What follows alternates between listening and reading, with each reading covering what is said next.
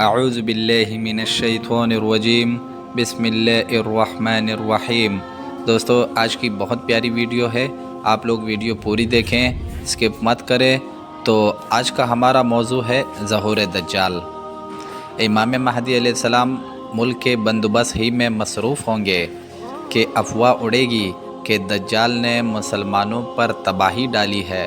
اس خبر کے سنتے ہی حضرت امام مہدی ملک شام کی طرف مراجعت فرمائیں گے، اور اس خبر کی تحقیق کے لیے 5 یا 9 موار جن کے حق میں حضور سرور کائنات صلی اللہ علیہ وسلم نے فرمایا کہ میں ان کے ماں باپوں قبائل کے نام اور ان کے گھوڑوں کا رنگ جانتا ہوں، وہ اس زمانے کے روئی زمین کے آدمیوں سے بہتر ہوں گے۔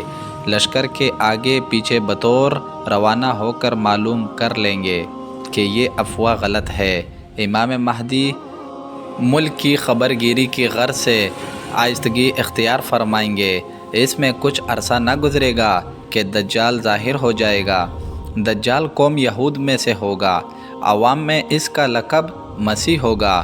دائیں آنکھ میں پھلی ہوگی، گنگر دار بال ہوں گے، سواری میں ایک بڑا گدھا ہوگا۔ اس کا ظہور ملک عراق شام کے درمیان ہوگا، جہاں نبوت و رسالت کا دعویٰ کرتا ہوگا۔ پھر وہاں سے اصفہان چلا جائے گا۔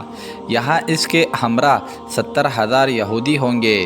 یہیں سے خدائی کا دعویٰ کر کے چاروں طرف فساد برپا کرے گا، اور زمین کے اکثر مقامات پر گشت کر کے لوگوں سے اپنے تئیں خدا کہلوائے گا۔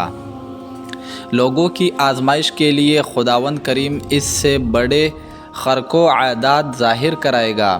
اس کی پیشانی پر لفظ کافر لکھا ہوگا، یعنی کافر، جس کی شناخت صرف اہل ایمان کر سکیں گے۔ اس کے ساتھ ایک آگ ہوگی جس کو دوزخ سے تعبیر کرے گا، اور ایک باغ جو جنت کے نام سے موسوم ہوگا۔ مخالفین کو آگ میں، موافقین کو جنت میں ڈالے گا، مگر وہ آگ در حقیقت باغ کے مانند ہوگی، اور باغ آگ کی خاصیت رکھتا ہوگا۔ نیز اس کے پاس اشیاء خوردنی کا ایک بہت بڑا ذخیرہ ہوگا، جس کو چاہے دے گا۔ جب کوئی فرقہ اس کی الوہیت کو تسلیم کرے گا تو اس کے لیے اس کے حکم سے بارش ہوگی، اناج پیدا ہوگا، درخت پھلدار، مویشی موٹے تازے اور شیردار ہو جائیں گے۔ جو فرقہ اس کی مخالفت کرے گا تو اس سے اشیاء مذکورہ بند کر دے گا، اور اسی قسم کی بہت سی ایذائیں مسلمان کو پہنچائے گا، مگر خدا کے فضل سے مسلمانوں کو تسبیح و تحلیل، کھانے پینے کا کام دے گی۔ اس کے خروج کے بیشتر 2 سال تک قحط رہ چکا ہوگا۔ تیسرے سال دوران قحط ہی میں اس کا ظہور ہوگا۔ زمین کے مدفون خزانے اس کے حکم سے اس کے ہمراہ ہو جائیں گے۔ بعض آدمیوں سے کہے گا کہ میں تمہارے مردہ ماں باپوں کو زندہ کرتا ہوں، تاکہ تم اس قدرت کو دیکھ کر میری خدائی کا یقین کر لو۔ شیاطین کو حکم دے گا کہ زمین میں سے ان کے ماں باپوں کی ہم شکل ہو کر نکلو، چنانچہ وہ ایسا ہی کریں گے۔ اس کیفیت سے مسلمان ممالک اس پر گزر ہوگا، یہاں تک کہ وہ جب سرحد یمن میں پہنچے گا اور بد دین لوگ بکثرت اس کے ساتھ ہو جائیں گے، تو وہاں سے لوٹ کر مکہ معظمہ کے قریب مقیم ہو جائے گا، مگر بسبب محافظت فرشتوں کے مکہ معظمہ میں داخل نہ ہو سکے گا۔ وہاں سے مدینہ منورہ کا قصد کرے گا۔ اس وقت مدینہ کے 7 دروازے ہوں گے۔ ہر دروازے کی محافظت کے لیے خداوند کریم 2 فرشتے تعین فرمائے گا، جن کے ڈر سے دجال کی فوج شہر میں داخل نہ ہو سکے گی۔ مدینہ منورہ میں 3 مرتبہ زلزلہ آئے گا، جس کی وجہ سے بدعقیدے منافق لوگ خائف ہو کر شہر سے نکل کر دجال کے پندے میں گرفتار ہو جائیں گے۔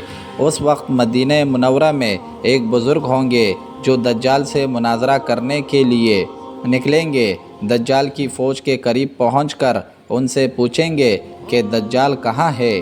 وہ ان کی گفتگو کے خلاف ادب سمجھ کر قتل کرنے کا قصد کریں گے، مگر بعض ان کے قتل سے منع ہوں گے اور کہیں گے کیا تم کو معلوم نہیں کہ ہمارے اور تمہارے خدا دجال نے منع کیا کہ کسی کو بغیر اجازت کے قتل نہ کرنا۔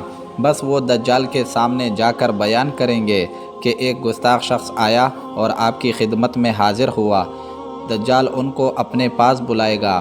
جب وہ بزرگ دجال کے چہرے کو دیکھے گا تو فرمائے گا، میں نے تجھے پہچان لیا، تو وہی دجال ملعون ہے جس کی پیغمبر نبی صلی اللہ علیہ وسلم نے خبر دی تھی اور تیری گمراہی کی حقیقت بیان فرمائی۔ دجال غصے میں آ کر کہے گا کہ اس کو آرے سے چیر دو۔ بس وہ آپ کے 2 ٹکڑے کر کے دائیں بائیں جانب ڈال دیں گے۔ پھر دجال خود ان دونوں ٹکڑوں کے درمیان سے نکل کر لوگوں سے کہے گا، اگر اب میں اس مردے کو زندہ کر دوں تو تم میری خدائی پر پورا یقین کرو گے؟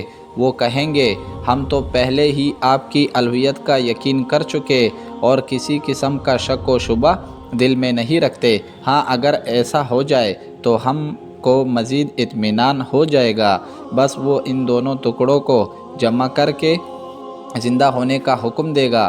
چنانچہ وہ خدائے قدس کی حکمت و ارادے سے زندہ ہو کر کہے گا کہ اب تو مجھ کو پورا یقین ہو گیا، تو وہی مردود دجال ہے کہ جس کی ملعونیت کی خبر نبی صلی اللہ علیہ وسلم نے دی تھی۔ دجال جھنجھلا کر اپنے متقدین کو حکم دے گا کہ اس کو ذبح کر دو۔ بس وہ آپ کے حلق پر چھری پھیریں گے مگر اس سے آپ کو کوئی ضرر نہ پہنچے گا۔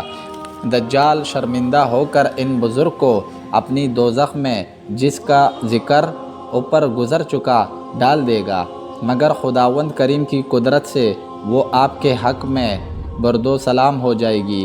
اس کے بعد دجال کسی مردہ کے زندہ کرنے پر قدرت نہ پائے گا اور یہاں سے ملک شام کی جانب روانہ ہو جائے گا۔